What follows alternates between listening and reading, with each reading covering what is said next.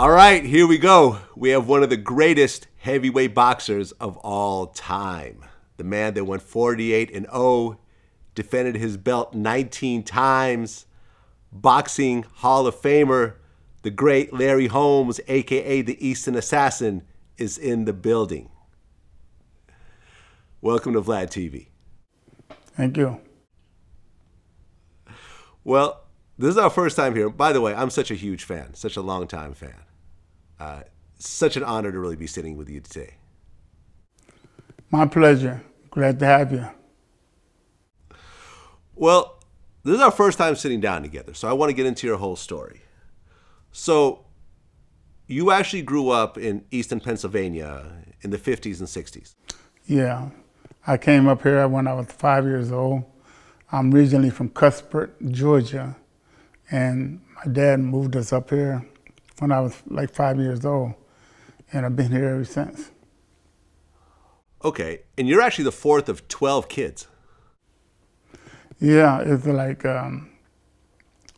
put me right in the middle, and then it ended up being six, five younger and five older, and I was right in the middle. Okay, same parents? Yeah, my dad didn't take no prisoners. He was the Rolling Stone. Okay, so here you are, you're growing up with this family with 12 kids, a mother and father, but at one point, your dad actually left the family and moved to Connecticut. No, my dad left Georgia to move to Easton, and he came here to Easton, and then he wanted to bring us all up here. So we all jumped in the car, and he paid my uncles and stuff to bring us up here. And when we got here, he left. He went to Connecticut, but he came back every now and then. And that's how I got to be here in Easton. We got to be here in Easton. My dad brought us from Georgia, left us, and went to Connecticut. So we've been on our own ever since. Okay, now that must have been pretty tough to have 12 kids and a single mother trying to raise a family that big. Well, you know, we had a lot of help because the Italians and the Lebanese and the Syrians were surrounding us, and they was real good, helped us out. They helped my mom. I would show her how to get welfare checks and stuff like that, how to get surplus and stuff like that, and how her kids or their kids would show us where to go to play football and basketball and stuff like that. And that's what we did. Well, I mean, even with that help, growing up on welfare with that many kids in the house, that must have been pretty tough. My mom took food out of her mouth and put it in ours to keep us from getting hungry. It wasn't like it was already planned, I'm gonna give you this, I'm gonna give you that. It wasn't planned. My mom suffered, struggled, and my dad had left. And it was just us guys and the three girls. And we made the best out of it. Well, you ended up dropping out of school in the 7th grade to help support the family.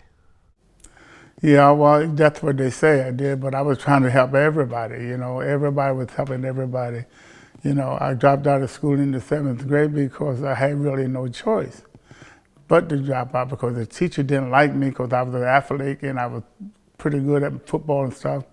And in the lower grade, I was, we didn't have other things to do, so I played football.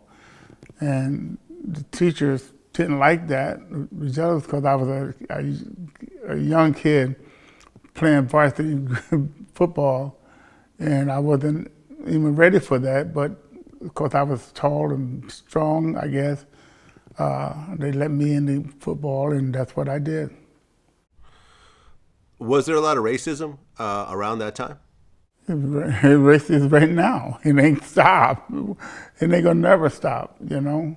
Yeah, it was racist, but you know what? People got along better back then. You know, like I said, the Italians and the Syrians, you know, the Lebanese, you know, everybody around here in Easton stayed put, and they mind their own business and did their own thing.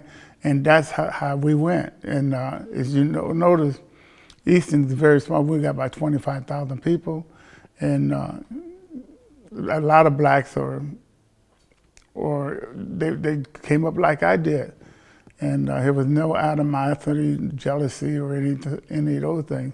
Every now and then, one of the kids getting into a fight, or one of the girls getting into a fight, but that was it.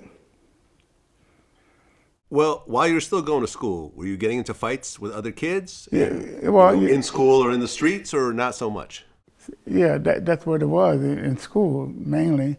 If I couldn't read something, the teacher tried to force me to read it, and I couldn't read it, then that was a problem for him, because I didn't read it. But nevertheless, for the end of the day, we all got along good. And I was able to go back to school, but then I said, I don't know what the heck, they threw me out. I just stay out and do my own thing, and that's what I did. Look at me now, heavyweight champion of the world for 7.5 years, champion of the world, Larry Holmes, Eastern assassin, made millions of dollars. Now, what they got to say? What can they say? What can they say?